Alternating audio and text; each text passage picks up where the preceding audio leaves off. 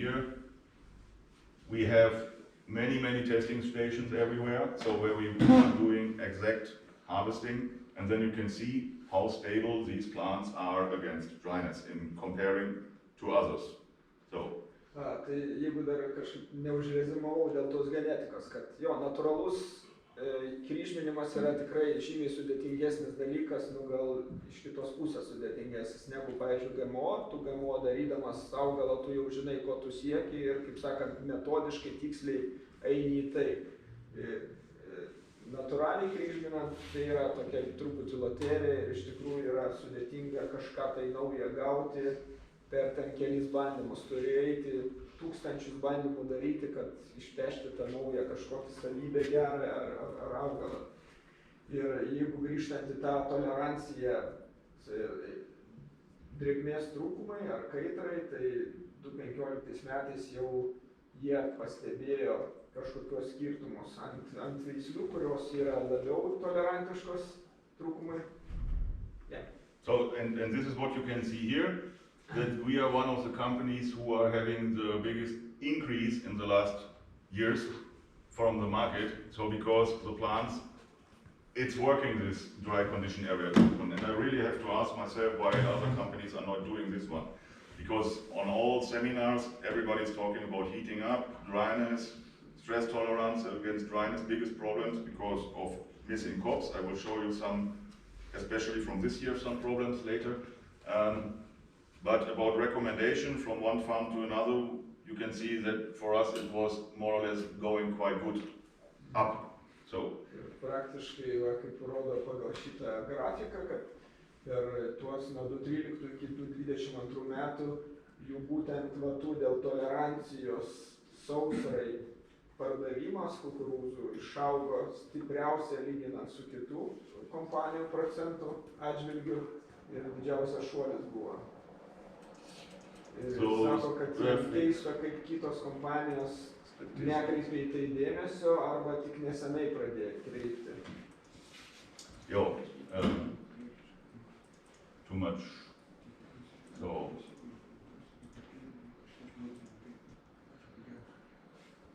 But just talking about genetics, there are more or less more articles where you can see also in seminars that we in Europe, I think in the latest in 5 years, we will have genetic modified plants on the fields because we are nearly at the end with our possibilities of just standard genetic crossing. So it's more or less difficult to get new genetics who are much better than older ones. So we must really think about new ways how we can handle this theme in the future. And without genetic modified plants, yeah, we will come to the limit, I would like to say, with the standard crossings. Tiesiog sakome, kad vis daugiau šnekų yra, kad po 5 metų ir Europai pradės veisti GMO kukurūzus, nes tiesiog mato tendenciją, kad natūralus kryžminimas veisimas eina prie, kaip sakant, viršaus, jau sunku kažką tai natūraliai išpešti daugiau iš augalo ir kaip Markas sako, kad einama ant to, kad anksčiau ir vėliau vis tiek bus genetiškai modifikuoti kukurūzai. So I'm not talking about these BT plants, what is since I don't know how many years still on the market. Mostly used in North and South America. BT means it's just infected by this special bacterial, but the effect is more that it should be more stable against attack from insects or bugs or whatever, but it doesn't bring any profit for this, what we are talking about, this dryness tolerance. Mm-hmm. It's just against insects so that you can reduce the insecticide use. This is the only effect from this BT bacteria, what is inside, but it's sprayed on the plant, so it's not inside the genetic. So it's a little bit different. And now we have this, it's called CRISPR-Cas. It's got this Nobel Prize in 2020, where you can directly select small parts from one genetic and add something what can help. So for example, this quite tricky plant on the fields, what is growing everywhere, Melde, what is his name? I can show you a photo. It's growing even under 50 degrees and...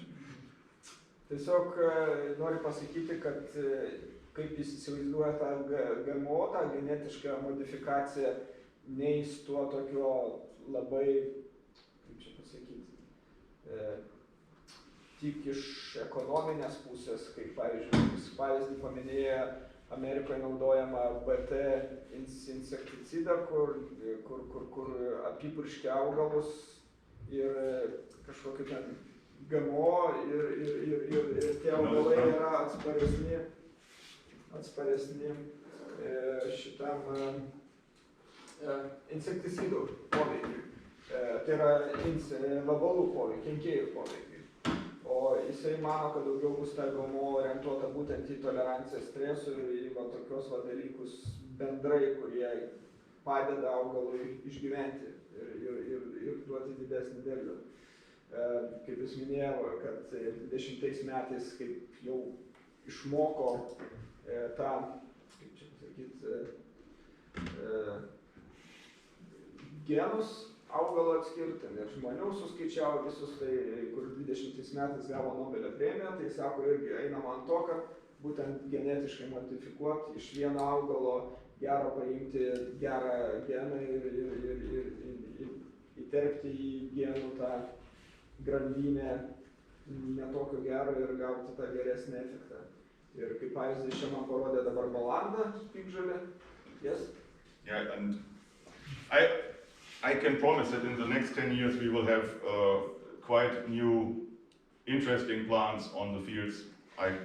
This is total what I believe, and that will renew a little bit our thinking about also maybe seeding density, what is my most important point in the last 4 years.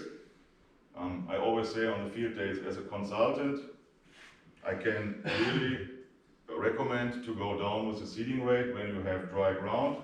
So I have some clients in East Germany with a 80-point ground and no water. They are seeding down to 62,000 plants per hectare. And we can see that it has a quite big effect, especially on the crop development when we go down with the density. So. And you haven't finished about this grass. Okay, so what to put genus to... That is, for example, ideas, what is in the scientific discussion. That we try to cut out the genetic, what is responsible for this quite high stableness against dryness.